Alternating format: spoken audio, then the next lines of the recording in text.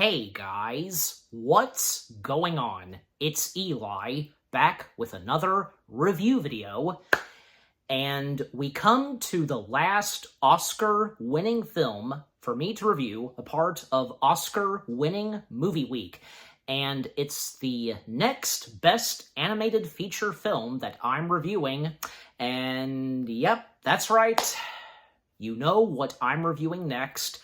And as I teased in the last review video, you read the title? Yes, of course. I have to. And, not to mention that it is celebrating its anniversary. And rightfully so that, this won Best Animated Feature. Yep, another Pixar animated film winning Best Animated Feature. And, because seems as though that, constantly Pixar winning a lot of, Oscars for their films. But sometimes, not all the time, just, but anyways. So that's right, guys. To close off Oscar-winning Movie Week, the second Best Animated Feature film that I'm reviewing, yes, I saved the best for last. I mean, the other Oscar-winning films that I reviewed were good too, but yeah, still. Anyways, you get the point. So that's right. From 2015, Disney and Pixar's Inside Out. Yes. Inside Out. The first one, that is. Yep. Yeah. Man, I tell ya, Inside Out. Who'd have thought that when this came out, nobody could have imagined, nor could I. I mean, every one of us couldn't have imagined how amazing this one Pixar film turned out, and this being another one directed by good old Pete Docter. The first two Pixar films that he directed, of course, no disappointments, those of course being Monsters, Inc., Up, and this one, and how good Pete Docter is, bringing so much emotion in the Pixar films that he's directed. Yeah. What was brought to the first Inside Out film? The idea that, inside of our minds, we have emotions and what they do and such, and what goes on in the story of this Pixar film, this journey that these emotions have, centering on two, one that's full of happy and joy, one that's very depressed and sad, the adventure that they would go on through the mind of this 11-year-old girl, almost up to 12. Yeah, it's amazing. It really is. And also hard-hitting, without a doubt. Yeah. Everything that was brought to the first Inside Out film, again, who could have imagined how much of an impact this would have with great humor, emotion, need I go on, and with great characters, great storytelling, genius ideas that happen in this movie and in the mind of a person, And actually, there are some things that happen in this film that are pretty accurate, and we've been there at times. Some things that we would think of in our minds, like say in our dreams or something, you name it. But yeah, just overall, the first Inside Out film, it's a Pixar masterpiece without a doubt. And I remember when, I saw this in theaters with each of my parents, we enjoyed it, of course. And accompanying this, the Lava short film, that one, yeah. But just, yeah, I knew that when I saw this with each of my parents, well, of course, didn't take me that long to enjoy it and so on, yeah. Man, it just feels like yesterday that I saw this in theaters, but yeah, anyways. But again, the first Inside Out film, a masterpiece without a doubt. Okay, so, as always, for me, read the description / the story.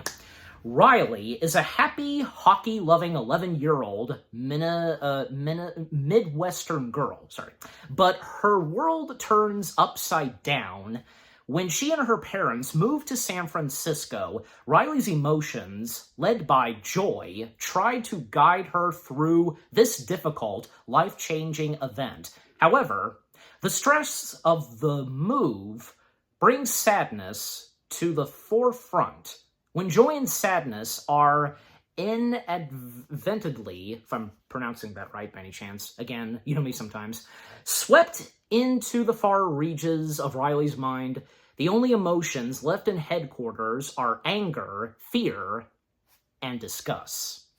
All right, so before getting into the film itself, a little bit of background that I have, because, yeah, well, again, coming from the genius mind of Pete Docter himself, who already had two big successes, other successful Pixar films that he directed, and, as I mentioned, but, yeah, you know, because, one of the inspirations, yeah, and influences that was brought to Inside Out, and if anybody knows this, where before Pixar, I mean, Pete Docter, he actually did work some at Disney, and even was attached to a defunct Epcot attraction at Disney World, Epcot, which that being Cranium Command. Cranium Command being quite similar to Inside Out. You know, someone in the mind of a child and stuff like that. A little different, but still. The concept and everything, yeah, it's all there. And, yeah, so if you know this, you know, and, yeah. Even Pete Docter himself stated that, yeah, Cranium Command did have influence on Inside Out, and there were some inspiration there, so nice to see, yeah. I'm pretty sure that by the time that Inside Out came, nobody knew, like, that a defunct attraction at Epcot was one of the influences and inspirations for this Pixar film. But, yeah, maybe only the hardcore Disney fans like me would know that. You know, everything Disney. Not just the movies, but also the theme parks. So, yeah. Anyways, and also, not to mention, originally, Pete Docter was attached to another project of, you know, with Pixar. He was given the Project Newt. He was gonna direct it, but then he came up with another/new idea for a new project, which would be this. And if anybody knows about the canceled Pixar film Newt, and, you know, with Pete Docter being once attached to this, but the idea, a new idea that he would come up with, which of course being Inside Out, you know, so yeah. But yeah, so that's the background I have, but yeah, so, okay, getting into the film itself, yeah, because what a great way to open this movie, and with beautiful music playing, and specifically on the piano. Well, we get the introduction of Joy, and Joy being voiced by Amy Poehler. And let me tell you, I know I'm probably going to say this at times in my review of this, but the voice casting for Inside Out, and especially that goes for the emotion characters, perfect voice casting without a doubt. Without a doubt. Yeah, what Amy Poehler brings to the voice performance of Joy, spot on, you know, from beginning to end. And yeah, we first see Joy, and apparently, because yeah, we see that a baby girl has been born named Riley. Joy is the first to emerge, and with one button, her pressing it, and the baby, Riley, you know, giggles and so on. But that doesn't last that long when the baby, Riley, starts to cry, and thus enter Sadness, and Sadness being voiced by Phyllis Smith. Again, you know, with Phyllis Smith as Sadness, great voice acting from beginning to end, yeah, perfect. And also, yeah, because Riley's parents, they're just credited as Mom and Dad. I think we did hear their names, maybe once or twice in the movie itself. I can't remember, but, you know, anyways. But overall, yeah, Mom and Dad. Mom being voiced by Diane Lane. I would remember her best being Martha Kent, Clark's mother from the Snyderverse of DC, yeah.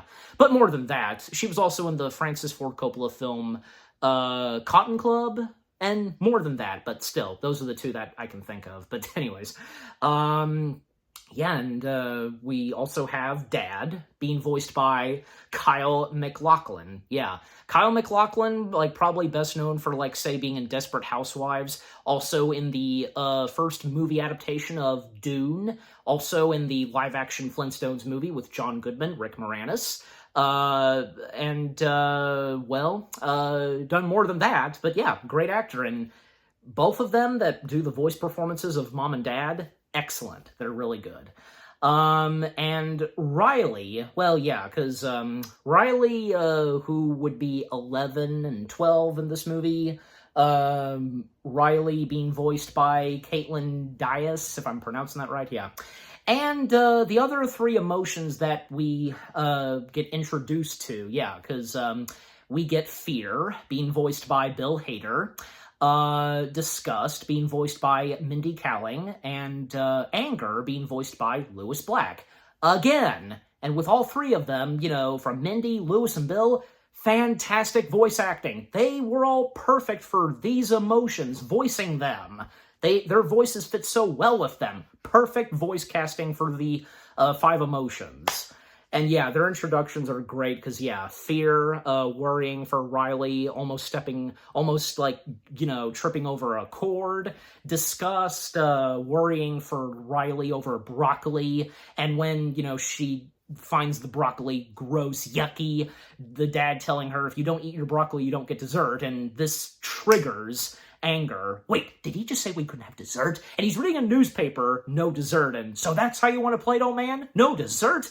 Oh, sure, we'll eat our dinner right after you eat this, and you know, because unleashing flames. And by the way, the designs for the emotions, well, joys to resemble like sunshine and such, yeah. Sadness like resembles a teardrop. Fear resembles like a noodle, you know? Anger resembles like an angry brick, and disgust resembling like broccoli, so, you know, green, but yeah. And the thing of Dad telling Riley, you know, here comes an airplane, this calms down anger immediately. Ah! Oh, airplane. We got an airplane, everybody. And a little montage of, you know, a happy life for Riley and her parents living in Minnesota. And yeah, the introductions that we get with these emotions, and when it comes down to sadness, a quick montage of, well, whenever little Riley would cry and such, which, by the way, audio recordings of Riley crying and so on are the same, you know, from Monsters, Inc. Those are the recordings of a young Mary Gibbs when she voiced Boo. How can you not recognize those audio clips? How can you not, especially after seeing Monsters, Inc.? Come on. You know, even at a young age, I would recognize and identify certain audio clips to whatever I was watching. I'm sure you would. How can we not, even at a young age? Seriously, come on, guys. But anyways, but again, life for Riley and her parents, and for Riley's emotions, so great, you know, and living in Minnesota. But at a certain point, and when Riley turned 11, and Joy saying, because she does a bit of narration in this movie, you know, she's 11, what can happen? And sure enough, something happens. They're moving out of Minnesota to San Francisco. Yeah. And that's when, like, we get the opening logo of the film, and, well, the emotions being worried and scared about moving, and because they're moving to a different place, San Francisco, yeah. Yeah, and the house that they get, well, very mixed with the emotions, even for Riley. But, you know, Joy trying to brighten up the mood and so on. And even when Riley checks out her new room and Joy figures it out on where the furniture should go. And even when at one point the parents are in a bit of a struggle because, well, apparently the dad received a phone call that the moving van is going to be late, not showing up very soon, with the furniture and so on. And Joy gets an idea to, you know, have Riley, like, have her and her parents play some hockey, you know, with a, you know, waddled up paper. And it was funny because, like, the mom has pointed out, like, you know, grandma and such. Oh, grandma, and, like, doing her hair. Yeah. But all the fun's interrupted when Dad receives a call from the office, and, yeah, he has to get going. And, you know, the emotions, especially sadness, finding this sad and thinking, like, you know, oh, Dad doesn't love us anymore. Oh, come on, give me a break. And Joy, once again, lighting up the mood by recommending, you know, to Riley, to Mom, that maybe they should get pizza. And by getting pizza, it's filled with broccoli. And I love Anger's line when he says, "Congratulations, San Francisco, you ruined pizza! First the Hawaiians, and now you." So good. Even when watching the behind the scenes of all 5 of them, well, and including Diane Lane and Kyle MacLachlan recording their lines, but for Lewis Black, him recording the line, congratulations, San Francisco. Even Pete Docter's getting a kick out of his voice performance. I love it, yeah. But yeah, so Pizza didn't go well, and Joy still trying to come up with, ways to lighten the mood and for Riley to be happy. And, like, there's one memory that Joy pulls out, the time when they visited, like, dinosaur statues, and their car was not parked, and, yeah, the back of the car hit the tail of the dinosaur. That was funny.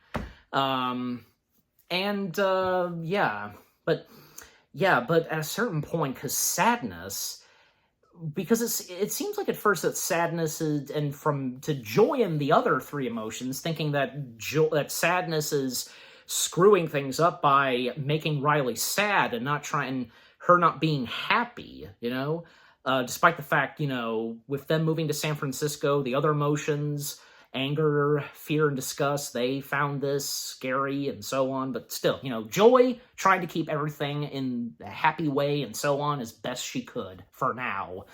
But yeah, so far, a rocky start for them being in San Francisco. But yeah, but at a certain point and at the end of the day, there's one moment where Riley's mom thanks her for keeping everything in a happy mood and such, because, with the struggles they've so far been going through and the fact they just moved in, Riley's been the only one that's been, keeping things, happy and high, that kind of stuff.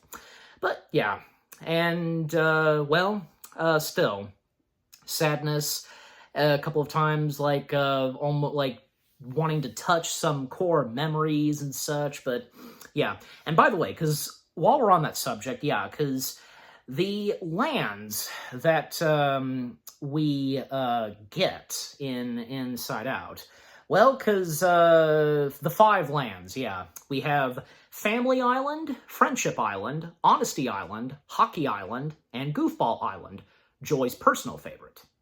Goofball Island, that is. Yeah.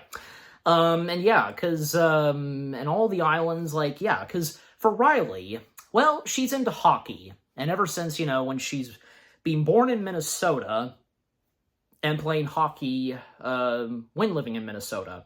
And not to mention that, a lot of her friends who reside at Minnesota, she misses them. And especially, her old hockey team, yeah, in Minnesota. And Goofball Island, one signature thing for Riley and her parents, them acting like a monkey. Monkey? Yeah. But, yeah, in Honesty Island, Riley always being honest, and, Family Island, that's good, because, one happy family, and Friendship Island, because Riley having good friends, and, one of her best friends, as we see. But, yeah, and to speed things up, because, because there's still no furniture, for the furniture that has not yet arrived, well, Riley has to sleep in, a sleeping bag and such. And when it's nighttime and she's gone off to sleep, well, there's a moment where Riley has a nightmare, pretty much, because, yeah, recapping on the first things that she got to see when moving into San Francisco, seeing a dead rat, having broccoli pizza, and by the way, because in the nightmare, because, yeah, the dead rat is basically Remy. It's the CG model of Remy, but it's changed just a little bit. Yeah, there's a few tweaks to the dead rat that's supposed to be Remy. And the delivery person who delivers the broccoli pizza. Did somebody order a broccoli pizza? It's a bear.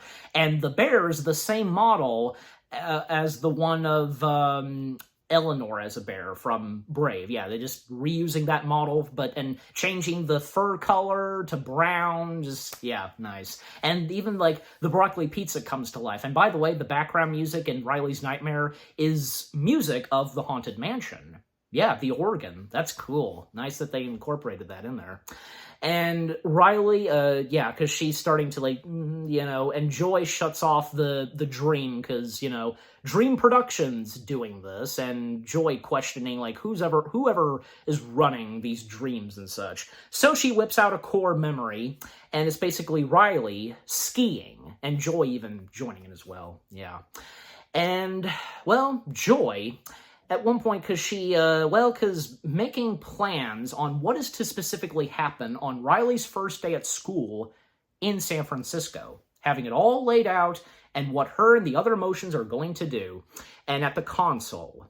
And as for Sadness, well, not to say that Joy is being horrible to Sadness, she just doesn't know it for now. Until very later on in the movie. You know what that is. Joy places Sadness in a circle. For her not to get out of the circle, not to go near the console at all. And, from there on, because, yeah, Riley preparing to go to school, saying goodbye to her parents for now. Monkey. And, yeah, thus she's heading off to school. Everything's going well at first. But, yeah. And when it comes to, the teacher introducing the new student, which being Riley, well, it's going well at first, but then Sadness, well, she got out of her circle and touched a core memory. The core memory of hockey in Minnesota, yeah. And this is where Riley, she starts to get emotional in front of school. And Joy, and the others, they're panicking and because of what Sadness is doing, well, a new core memory emerges, but it's blue. Core memory of her, her first day at a new school. And things get out of hand, and, that's when Joy tries to dispose of this new core memory. She's not supposed to do that, even Sadness tells her that, but, that is a core memory, yeah. And what happens is, when trying to dispose of it, in the vacuum, well, yeah, chaos erupts, and, well, yeah, ultimately, all the other core memories, they get unattached from the main core and such, and that runs those 5 lands, those 5 other core memories. And, well, all of them getting sucked in the tube, and the same happens for poor Joy and Sadness. And now, because they've gone through the tube and going outside of headquarters, Fear, Anger, and Disgust, they're the only 3 left in the headquarters almost throughout the entire film. Yeah, so... And, yeah, it doesn't go too well for poor Riley crying at school, but at least the teacher... managed things and, understanding that it's tough when it comes to moving. It is, yeah. Not even, like, the students really... I don't think they really had that much, like, because they didn't, like, make fun of her or anything, but just, like, found it, odd that, oh my gosh, she's crying. It's, how they reacted to it. But anyways, so, now we have Joy and Sadness out of headquarters. Now they've made their way where, endless walls, shelves of memories, yeah, that sit, and so on. By the way, some of those memory balls, core memories, how they're specifically called, some of them contain Easter eggs, but they can be very difficult to spot and identify. I read where some of them are from Up, and one is of the Pizza Planet truck. Of course we have to have the Pizza Planet truck. Good God, like... the pizza place in San Francisco.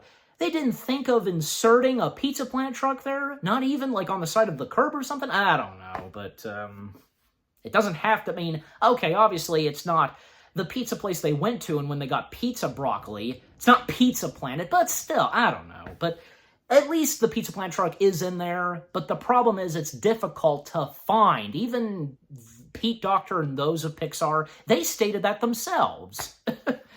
But obviously, those really good experts at finding Easter eggs that are well hidden sometimes, some of you found it. Yeah, you found the Pizza Planet truck. Good on you. I think I did see, like, on Google or something, like, pictures of where the pizza plant truck is, and any other Easter egg, like, as I mentioned, Up and whatever else they put in those memory core balls, you know? Yeah, but anyways. So, yeah. Joy and Sadness, you know, well, especially Joy, trying to figure out how to get back to headquarters. And, yeah, the journey that they take outside of headquarters, oh boy, yeah. But to speed things up, because, yeah, well, yeah, because coming back to anger, disgust, and fear, well, they're stuck, and, you know, them attempting to try to act like Joy. But the problem is, they can't, because they are who they are. Disgust is disgust, anger is anger, fear is fear. How can they act happy, joyful, and maybe a bit emotional? It's impossible for them. Only Joy and Sadness can do that. What they are and what they specifically do at the console. Yeah. And, yeah, because that sequence where they have, yeah, Chinese for dinner, and, well, it's up to Disgust, fear, and anger to try to, you know, have Riley interact and respond to whatever it is that her parents say. It starts not going too well. And that's when we see the emotions of Riley's parents. Yep. Because, yeah, Mom's sadness, and I recognize her voice, how can you not? Being voiced by good old Lori Allen, aka the voice of Pearl the Whale. Yeah. We start with her emotions, and even, like, at one point when the mom tries to signal the dad, and we see Dad's emotions, and Pete Docter is the voice of Dad's anger. Yeah. It's funny because, you know, looking at the other emotions of other people, and we start with Riley's parents, well, because all of Riley's mom's emotions have the same hairdo, glasses like the mom does. When we see Riley's dad's emotions, they all have the suit and the mustache like he does. Unlike Riley's emotions, yeah, totally different, but yeah. And when we see more emotions very later on in the movie, until I get there, yeah, it's at the very end, you know. Yeah, like at one point, Riley's mom tries to get the dad's attention. And actually, fun fact, Pete Docter stated that he actually had an experience like this, where he someone was trying to get his attention, I'm pretty sure his wife, but he didn't respond, and then looking up, and yeah, that. So, that being influenced and inserted in this, it's brilliant. It's brilliant. I'm sure there are those out there that probably have had that same experience too. You know, even I have a couple of times, but anyways. So yeah, you know, them trying to ask Riley how everything went at school, yeah, and how Riley responds through, like, you know, fear, disgust, not too good. And it starts to get a bit out of hand slowly but surely, especially when it comes to the dad. And when, Dad's emotions think that Riley's giving, like, a sass talk or something, and then when Riley's anger, that is, steps in, oh boy, and it just starts to get really out of hand, and when at a certain point, Riley's dad's emotions is almost about to give the foot. And, well, when things are really getting out of hand, and, well, Riley almost at her limit, and with anger, you know, ah! And then Riley, you know, just shut up, hitting the table with her hands, and that's when the foot is launched. Yeah, because they have keys. It's kind of like, you know, of a submarine launching a missile. God. Clever, of course. And you know what? That's the thing, because the inside of Riley's dad's mind, I guess, is like in the style of like a submarine or something. You know, that kind of thing. But very clever, very clever. I'm not really sure on what to make of Riley's mom's mind. What it's like, the headquarters. I don't know, but anyways. But yeah, it just gets out of hand, and yeah, when the foot is launched and Riley's dad saying, that's it, go to your room, and that's that. And Riley's dad's emotions thinking that went well, but not for the mom's emotions. And this was mentioned earlier, and they pull up a memory core of a Brazilian helicopter pilot. Fly, come with me, Cachinha. You know, come fly. It's the other way around, sorry. Fly, come with me, Cachinha. Just, God, that joke is funny. Anyways, but yeah. Because even though things didn't go so well at dinner, well, later on, Riley's dad came to, to apologize and, and obviously he understands, and because, knowing that things were really tough for Riley on her first day at school, and when Riley's dad tries to cheer her up, doing the monkey thing, but she's not doing it, and well, because she doesn't have one of those that have that core memory of being a goofball and such, well, because of that, Goofball Island collapses. Yeah, because at times in this movie, we would see all the lands from Goofball Island, Honesty Island, Family Island, Friendship Island, Hockey Island, all 5, start to crumble and collapse. Yeah, and how slowly but surely things are going downhill in the inside of Riley's mind. Yeah.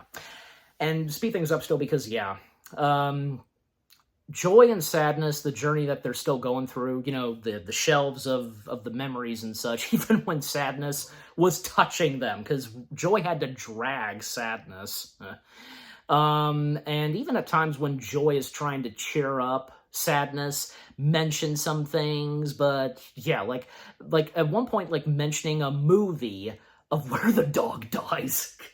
I can think of 2, like, I want to say I Am Legend and All Dogs Go to Heaven. There you go. Those are 2 good examples. But anyways, or Old Yeller or Turner Hooch. There you go. I just now realized and remember those. There you go. Anyways, and even like sadness, the some stuff that she would bring up, like rain, or just it's pretty funny. Yeah. And there is one moment where, joy and sadness, they encounter these, 2, employees, like, in Riley's mind, like, these workers and such, they almost look like jelly beans. I guess that's what they kind of are supposed to resemble, I don't know. But, yeah, because, they're basically sucking up, like, memories that are fading and Riley has started to forget about, and going down into this pit, where all these memories, they go down, and that being the memory dump. Yeah, so that's what it's called. But except for one, because apparently these 2 workers, they always send this one to headquarters whenever, and they do. It's a memory core of a catchy earworm song from a commercial about gum. Triple N gum will make you smile. And every time that would pop up, and yeah, it would definitely get anger on his nerves completely. So, did I ask for this song? Well, hey, that's accurate too. We've all had, like, earworm songs, like, even if it's from a commercial, we would always and somehow keep remembering that. And sometimes it would just randomly come in our heads and we would start singing. I've been there too, haven't you? No doubt about it. Anyways, so after that, well, yeah, now let's come up to another important character. And actually, because nobody could have expected how great of a character he would be. And as I remember correctly, I think even my mom mentioned this to me, where it seemed like maybe he would have been the bad guy, but not really. And again, we had no idea how much of a big influence and how much of a big role he would have in this movie. That being the beloved Bing Bong. Yes, Bing Bong. And Bing Bong being voiced by good old Richard Kind. This is his 3rd Pixar film, Inside Out. His first, of course, was A Bug's Life. He voiced Hopper's brother, Malt. And in Toy Story 3, he voiced the bookworm in Daycare. Yeah. So now, his 3rd film, Inside Out, where he gets a big voice role, which being Bing Bong. And the first encounter between Bing Bong, joy and sadness, well, we see Bing Bong, like, taking some core memories and such, and putting it in a sack. And at one point, he starts to run away, but, everything settles down, and nothing's gonna happen, like, Joy, telling him it's all right and so on. And Bing Bong, he recognizes joy and sadness, and, well, Joy recognizes him, that Bing Bong is Riley's imaginary friend. Yeah. And Bing Bong, well, because a very interesting combination of Bing Bong, because, basically, he's a combination of, he's mainly made of cotton candy, but he has a dolphin-like shape. He also has a cat-like whiskers and tail, and an elephant-like ears and trunk.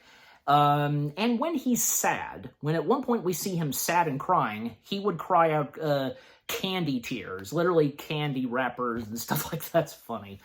But yeah, and he's also the mayor of Imagination Land. Well, yeah, obviously. And yeah, and yeah, the times that Bing Bong and Riley had, well, because they had their own band. Joy remembers always attending to their concerts, and the theme song of theirs, Who's Your Friend Who Likes to Play Bing Bong, and creating their own rocket ship, and the mentioning of wanting to go to the moon. Oh boy. Yeah, that. You know, just, yeah. And yeah, and still, to speed things up, yeah. Again, Bing Bong knows who they are, and, you know, just, you know, wondering why they're not back at headquarters, and, well, they're trying to get back there, and Bing Bong offers to help them. And, yeah, because it's nice to see that, yeah, because from there on, he would tag along with Joy and Sadness, and even at one point... one moment where they take a shortcut. Yeah, at least that's what Bing Bong thinks it is. But Sadness, good on her, because she's being serious on this. She knows what this is, and it's no shortcut. I mean, it kind of is, but yeah, it's not a really good one. Fragmentation, yeah. But to Bing Bong, he thinks it's a shortcut, you know, and reading the words... you know, keep out, but he thinks it's... So ultimately, they take the shortcut, even though that Sadness thinks it's still a bad idea. I mean, looking at the fragmentation building, it goes on, but, you know, that's really the best option they have, to just go straight through the building, you know, of fragmentation. But yeah, the sequence where they're in fragmentation, yeah, because fragmentation, it's a process that occurs when a character's body changes into abstract shapes while traveling through a tunnel-like space, yeah. And the different abstract shapes that they go through, like, one is like origami, I want to say, then even they turn flat, then into noodles, and so on. But thankfully, they managed to get out, because, you know, they're trying to get to the local train station, because, yeah, the whole train of thought, almost forgot to mention that, yeah. But they missed the train, even though that the shortcut... yeah, even though it kind of worked, yeah, it was too late. But, them going through Imagination Land, there's another train station, and this time, it's a good shortcut, and yeah. And going through Imagination Land, very creative, because yeah, like there's French fries, there's clouds, and everything else that's in Imagination Land. Even one moment where, like in Cloud City, I want to say, yeah, best way to describe it, Bing Bong accidentally, like, he took a part of a cloud from a house, then a cloud guy with glasses stepped out, and yeah, basically, Bing Bong accidentally sneezed him away, kind of committing murder. Oh dear. But anyways. But unfortunately, yeah, more disaster happening when one moment where Riley, she's doing hockey, but she's not doing good at it, and especially since she doesn't have Joy and Sadness with her. And fear, anger, and disgust, they're trying their best with this, but they're not succeeding. And Riley does not do well while playing hockey, and anger, he ends this off by having Riley be in anger and such. And yeah, sure enough, Hockey Island, it crumbles. And parts of Imagination Land are being torn up. And even Bing Bong, he's horrified by this, even when he notices that a pile of garbage, as of now, one of those pieces of garbage is his wagon, both he and Riley's wagon, the rocket. It's being thrown down in the dump, and yeah. A sad moment for Bing Bong, and, well, Joy, she's trying to cheer up Bing Bong, but Sadness steps in, and she helps out Bing Bong. Yeah. And little does Joy realize at first, yeah, because, you know, it's okay to be sad at times, but Joy doesn't really know that yet, doesn't fully understand that at first. until very later on in the film. Okay, but anyways, so what happens next, and to speed things up, yeah, because still, their attempt to make their way onto a train and, well, heading back to headquarters, and, well, it seemed like, presumably, Bing Bong would have, of course, joined them some more and maybe probably would have, made his way to headquarters. I mean, it's like how it should have ended when they did how Inside Out should have ended and having Bing Bong be in headquarters. If you've seen that video, it was pretty funny. But yeah, still, to speed things up because, well, when they did make progress getting on the train, and it seems like, yeah, they are going to make their way to the train station and such, well, even before that, also, there's a moment where Anger, he had this idea, and even, like, at times, like, when coming up with ideas, they would use light bulbs. Yeah, because, light bulbs, you get an idea.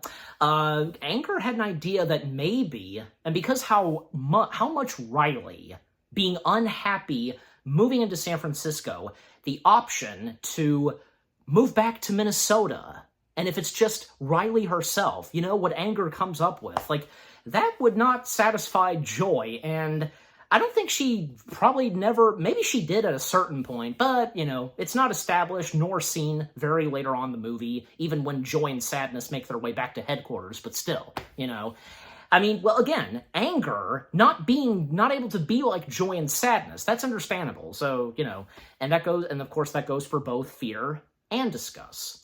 But yeah, so again, Anger having that idea, but that doesn't happen yet. And again, when Joy, Sadness, and Bing Bong, they do finally get on the train of thought, and a funny moment where knocking over a crate of facts and opinions, that was pretty funny.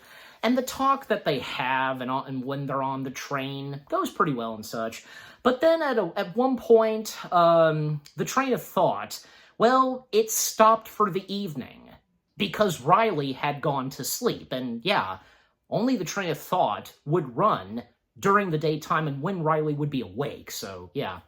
And, well, they can't wait that long, and they can't wait until morning. They have to be there now, and how else are they going to get there? And how are they going to get Riley to wake up? And that's when Sadness comes up with an idea, pointing out to Joy and Bing Bong Dream Productions. And Joy takes Sadness's idea and just, great idea, Joy, as Sadness says. And yeah, enter Dream Productions, and especially how we would get more of Dream Productions in the mini-series. But yeah, them going through Dream Productions and some posters that we see. Again, accurate. We've had those kind of experiences. Like one poster about, falling down an endless hole, that poster. Yeah, I mean, I'm sure we've been there. I kind of been there too. Also, coming face-to-face with a big-time star of Riley's dreams, the unicorn. That's pretty funny. And Joy being very joyful over, the sight of the unicorn and just, love your movies and just so on. And yeah, how they need to wake Riley up, well, them sneaking inside a studio and a dream is happening, filming a dream and such.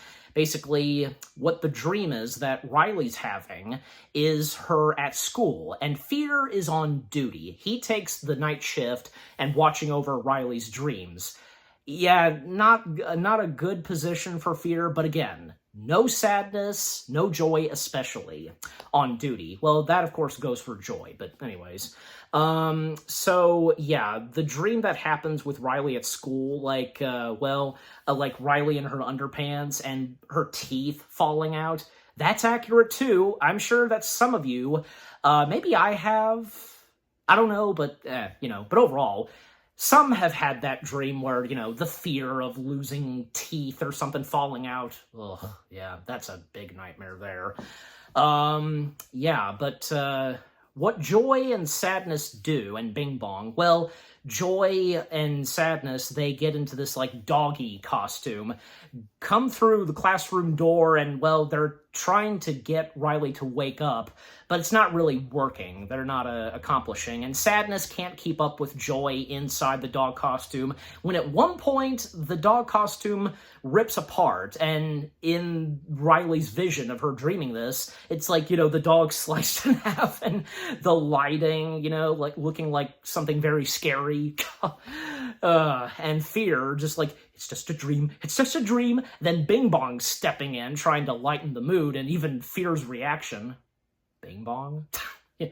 Out of nowhere. But yeah, and those that are running the dream, they can see that they're trying to wake Riley up. Security is called, they only get Bing Bong, and the camera's turned to the unicorn, who's eating some cupcakes. And Fear just like, boo! Just so funny.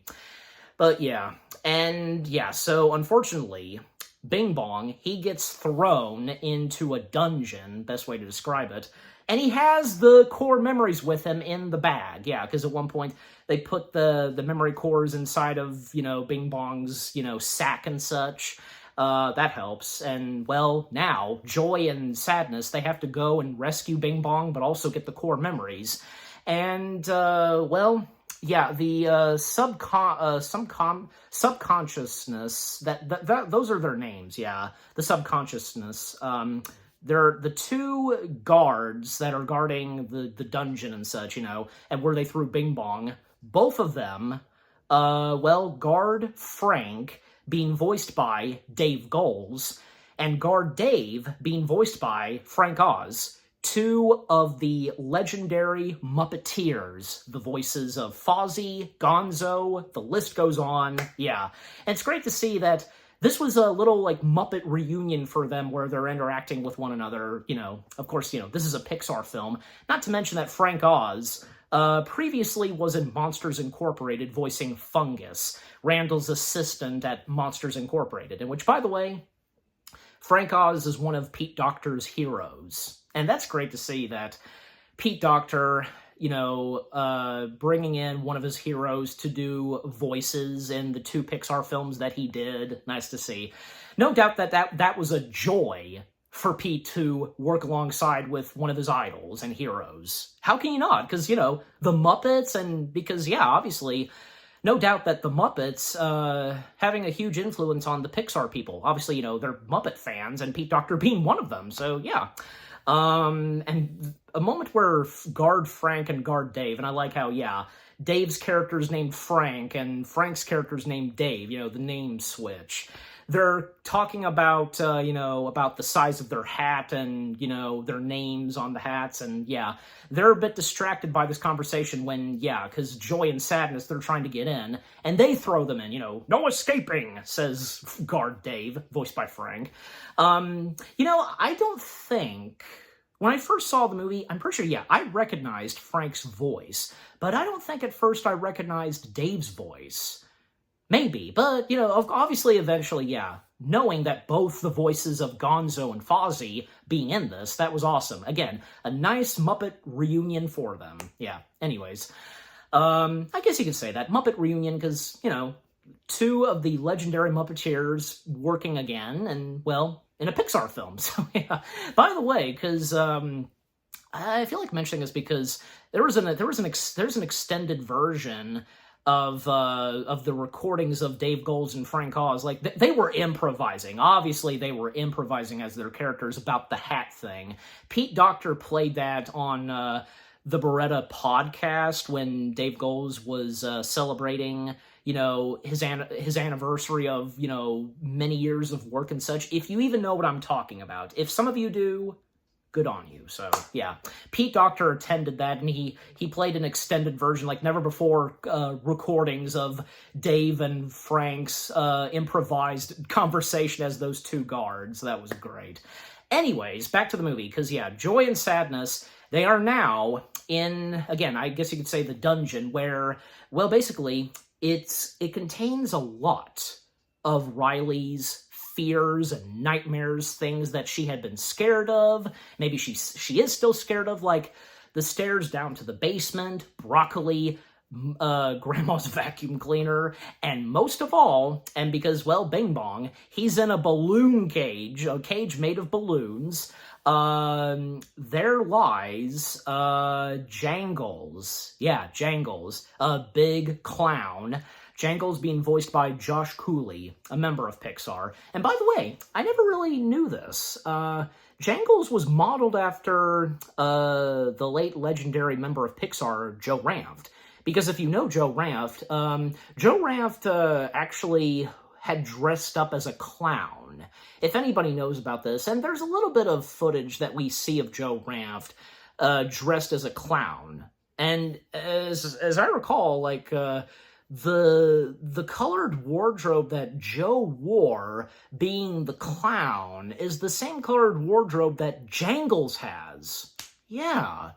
Minus, I guess, the blue hair, just, but yeah, I've seen that, like in the bonus features of Toy Story 2, remembering Joe Ranft and such, the legacy of Joe Ranft, and there's a clip that plays of Joe dressed as a clown at the old Pixar Studio Point Richmond, and Joe as the clown dancing to music, shake me, shake it, take it, and the huge butt is shaking. If you've seen that footage, yeah, it's funny.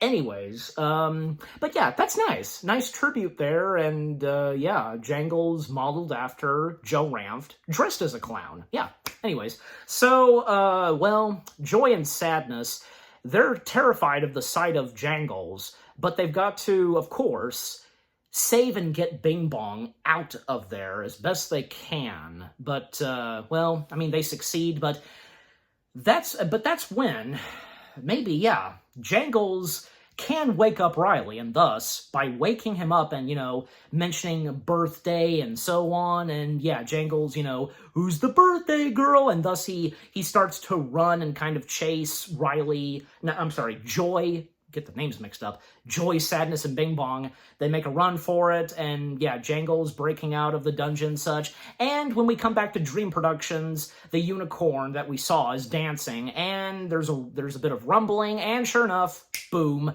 Jangles emerges. Who's the birthday girl? And Fear, terrified by this, wakes up Riley with the press of the button, and now Riley's awake, and now Joy, Sadness, and Bing Bong, they can continue on, get back on the train of thought, and from there on. And after that, well, Anger and Disgust, awoken by this, and that's when Anger has had enough, and thus he proceeds with the idea of, well, finding a way back home to Minnesota.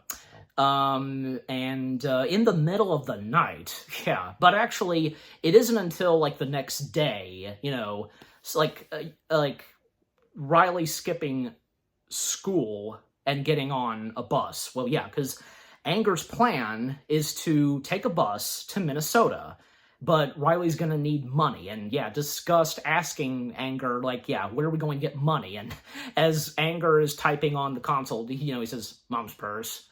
You wouldn't. Oh, but I would. Where was it we last saw? And pushing a core memory and such, and then Triple Dun Gum plays, no! Ah!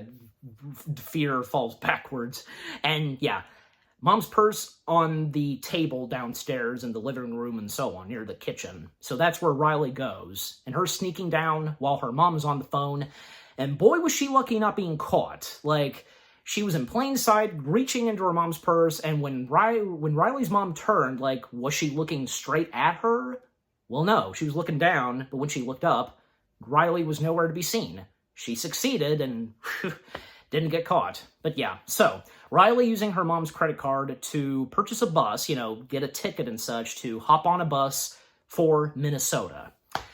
And yeah, so that, and yeah, because, a moment where, yeah, Honesty Island, that island, it, crumbles as well. And also early on, Friendship Island crumbled as well, because, yeah, there was a moment where Riley was on video chat with one of her best friends, and, yeah, it wasn't looking too good, and, Anger taking control, and, Riley telling her best friend that, she's got to hang up, and, yeah, and that's when Friendship Island, crumbles. To name some of the other voice cast members, like, there's, Forgetter Paula, being voiced by, Paula Poundstone. There's Forgetter Bobby, being voiced by Bobby, Moynihan, if I'm even pronouncing that right, yeah. And there's, Paula Pell. She voices, Dream Director. She also voices Mom's Anger, and she did additional voices. And, oh yeah, and Flea. Flea's in this. He voices Mindworker Cop Jake. Yeah.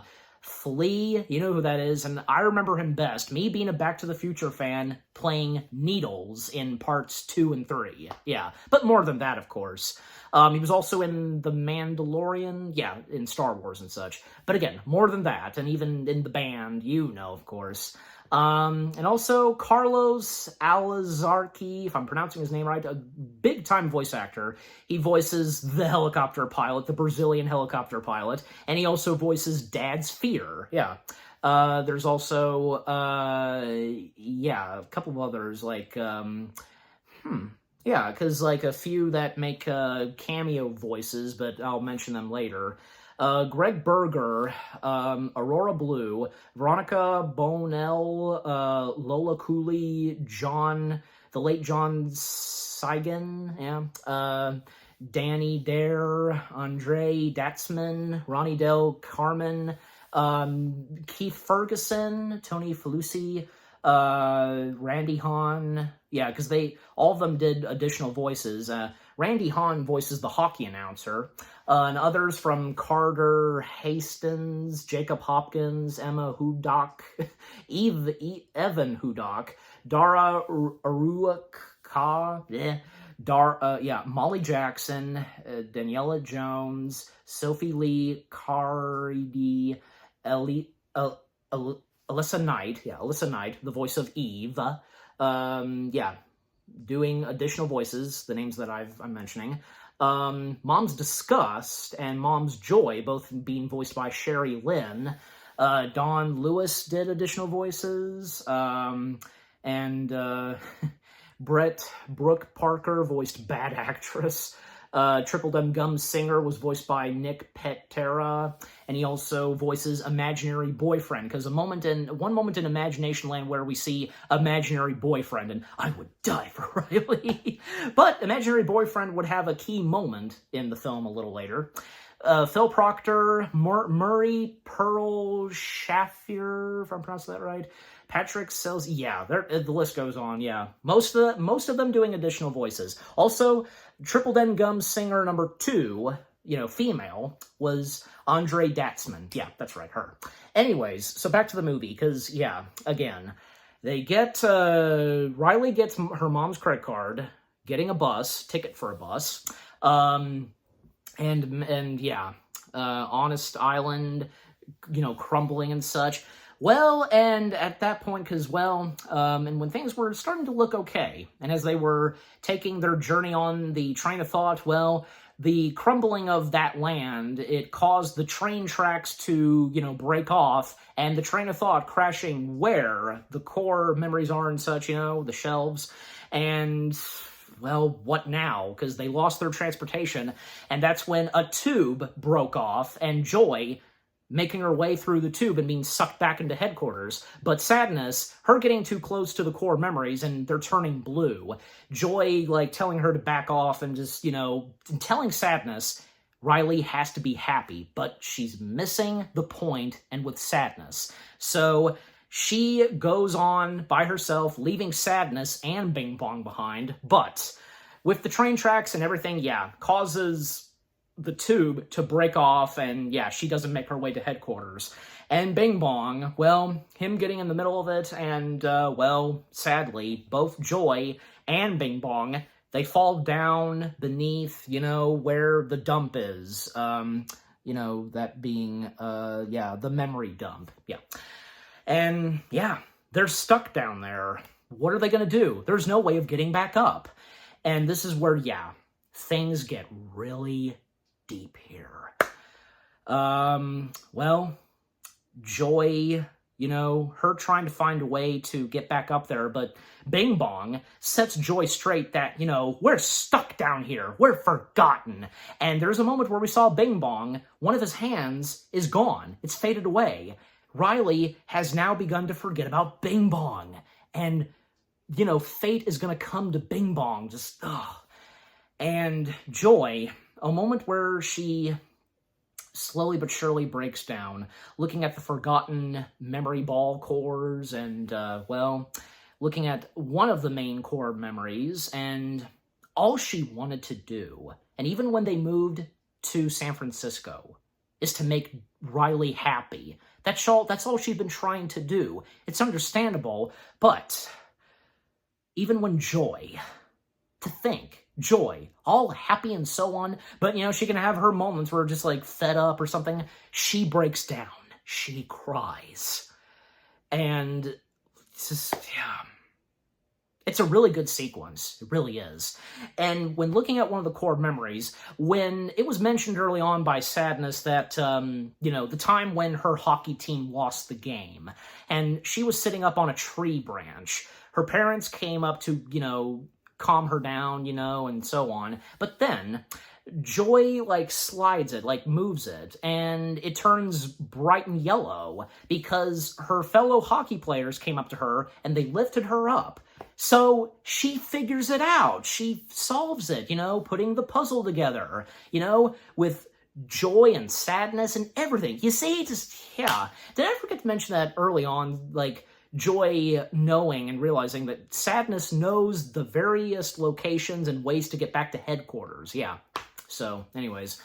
And, well, Joy, she's after that and figuring it out, and with Sadness, she's not gonna give up.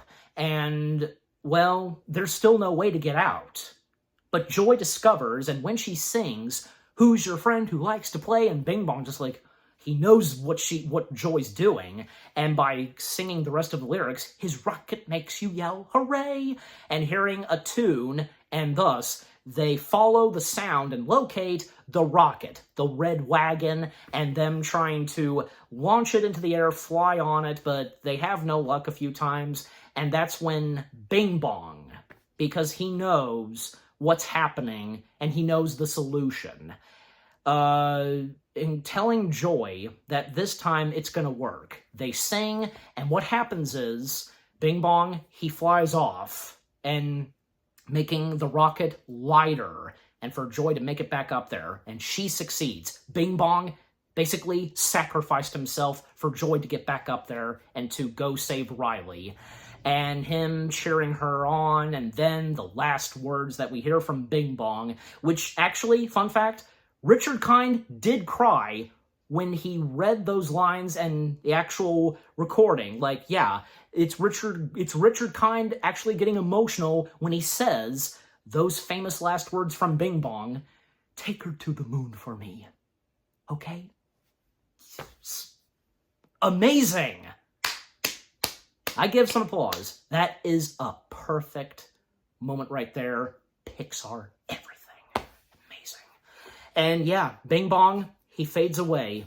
That's the end of poor Bing Bong. He's gone and forgotten. But not by Riley. Not by Joy. No, of course, how can she forget about Bing Bong? You know, especially, there's a little Easter egg, a nod to Bing Bong in the sequel. If you know, you know. So, yeah, anyways. So now, Joy going off, and, well, first things she's got to do is to find Sadness. She does. Like, first, you know, pretending and acting like Sadness, and if I were Sadness, where would I be? And just, yeah. And, yeah, she locates her, and doesn't take her too long to see that, yeah, she touched more of the memory core balls, and, well, she catches up to Sadness, but Sadness is wanting to stay away because she'll only screw things up some more, but no, because Joy now realizes, and at one point, Sadness is on a cloud that's raining, and Joy at one point, in Imagination Land, well, even a moment where she passes where that one cloud guy was sneezed away by Bing Bong, yeah, and the cops just, yeah, one of the cops wanted to chase after Joy, but, you know, just forget it. This is Cloud City, and just, you know, what he says, it was funny. At one point in Imagination Land, Joy uses the imaginary boyfriend, creating a pile of them, and then, like, putting them in the sack, and then stacking them all up, like, and thus, like, tipping over, and Joy landing on a trampoline, catching Sadness, and they make their way straight to the window of headquarters. Yeah, they hit the window, and, well, at that point, we see, and coming back to anger, disgust, and fear, that by this point, Riley, she's making her way to the bus, and things start to get really screwy because now they regret it. They tried to take the light bulb out. They're not able to, and they've messed up big time. They're getting no response, no control from the console. Everything's turning gray and so on the console. Yeah, there's nothing that they can do by this point. But until Joy and Sadness make it, they smack on the window. They land and smack on the window, and them trying to break the window, and disgust, like, triggers anger, getting him to just, and, you know, the flames on his heads, and disgust, you know, funny. And thus, yeah, melting the window, and thus, Joy and Sadness, they're back in headquarters. But still, it seems like it may be too late. But nope. Sadness is the answer. She's the one that can save Riley. Anger, disgust, and fear, they're puzzled. It's like, Sadness? But nope. Joy now knows what she's doing. Having Sadness touch the light bulb, and thus, everything's restored. Riley now, you know, getting off the bus, running back home. And that sequence, where she returns home, her parents were worried about her. Never attended school today, nothing. At least they weren't angry with her. Just only worried and concerned. And this is where Sadness lets Riley let it all out, touching the memory cores, the console. And this is where Riley breaks down. And, you know, coming out to her parents that she misses Minnesota. And that's, you know, missing her old friends, hockey, everything. And her parents, you know, telling her, and most notably from her dad, that, you know, they miss Minnesota too. And the talk that they give her. Everything turns out fine. And that's great to see.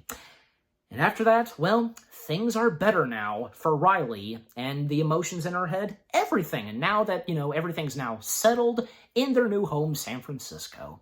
Yep, and the epilogue, well, new lands have been built. One of Sadness's personal favorites is, like, tragic vampire land. It's clearly like a nod to Twilight, right? So, yeah. But, yeah, the new lands better than ever. Riley doing good at school. Hockey, yeah. And an update on their console. And, by the way, because one of the, workers and such, Fritz, that's his name, John Ratzenberger, Pixar's Lucky Charm, of course, you know, he has to be there. Okay, your console's been updated, and new buttons, and even, like, say for Anger, the curse library, and even early on, like, when Sadness and Joy, they first got sucked through the tube, you know, accidentally leaving headquarters, and Anger saying, should I use the curse word now? That was funny. And yeah, and also puberty. Yeah, but again, everything's better than ever for Riley's emotions, new console, new lands, everything. And, well, you know, even better relationship now for Sadness and Joy, for all the emotions. And the last thing that we see, because, yeah, hockey, and Riley's parents embarrassing her, you know, really getting into the game. And one moment where Riley bumps into someone, hands the water bottle back to a boy, and the boy who's staring at Riley, inside his head, we see his emotions, they panic, and there's like a red alert, you know, girl. Perfect. And how we would get the Inside Out short film, Riley's First Date, from there on, oh yeah. Anyways, and yeah, And, you know, Riley doing good at hockey. And last bit of narration we get from Joy, you know, because at that point now she's 12, you know, she's 12. What could happen? Puberty is coming soon. And oh boy, what would come next in the sequel? I tell ya.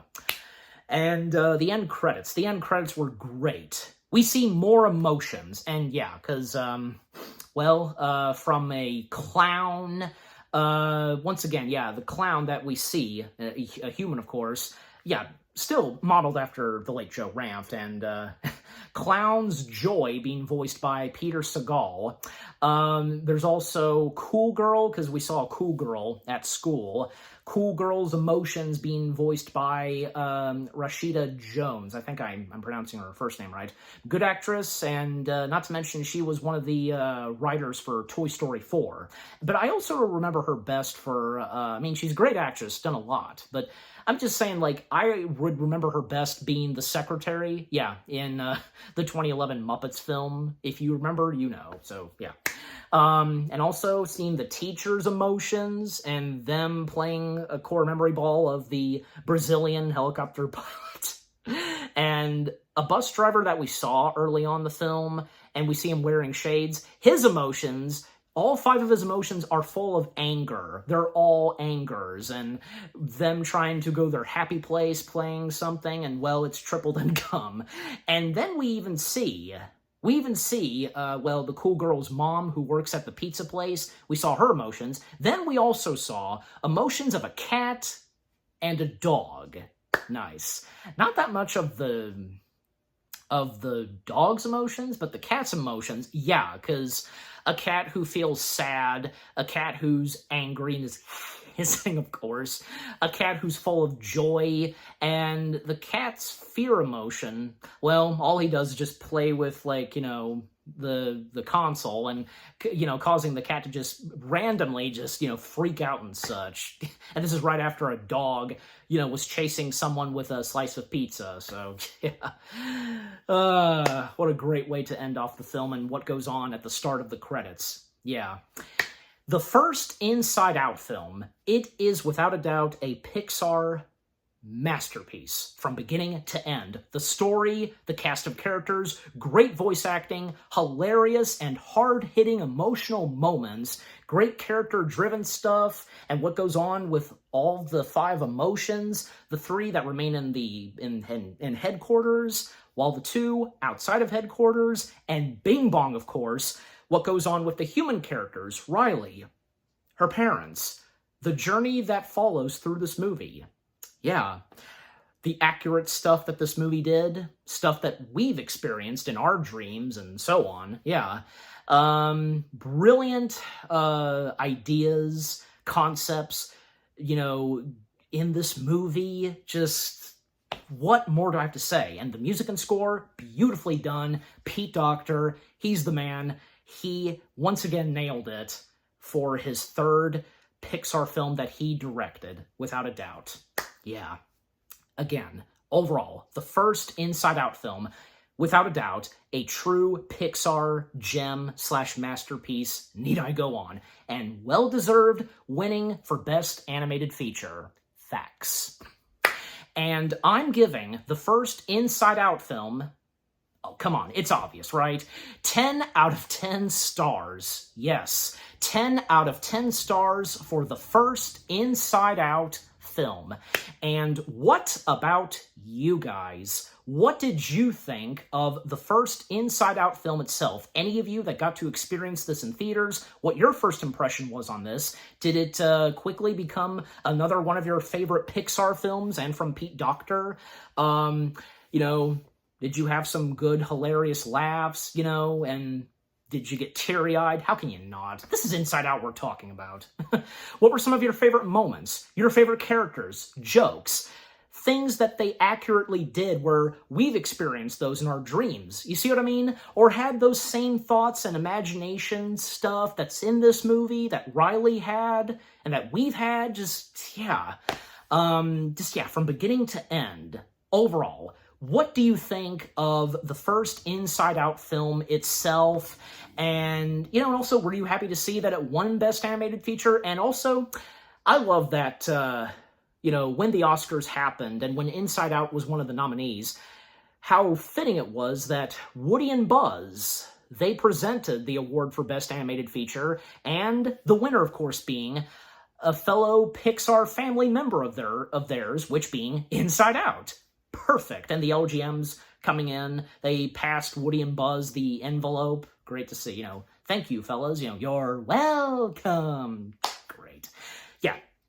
Again, overall, what do you think of the first Inside Out film itself, and with what I've had to say, my review, and yeah, what did you think of my review? Leave comments and give this review video a like, as always. And so, with all that being said, thank you very much for watching. I hope you guys enjoyed my review of the first Inside Out film. More review videos are coming your way. They're going to be awesome. Keep looking forward, and I'll see you guys in the next video / review. And with that, Oscar-winning movie week has come to a close. Once again, it's been fun with the Oscar-winning films that I've reviewed, from Best Picture and Best Animated Feature, and I can't wait until the next one. Yeah. So yeah, again, thank you very much for watching, take care, and until the next Oscar-winning movie week, peace out, and happy anniversary to the first Inside Out film. Take her to the moon for me. Best I can quote from the film to end off this review,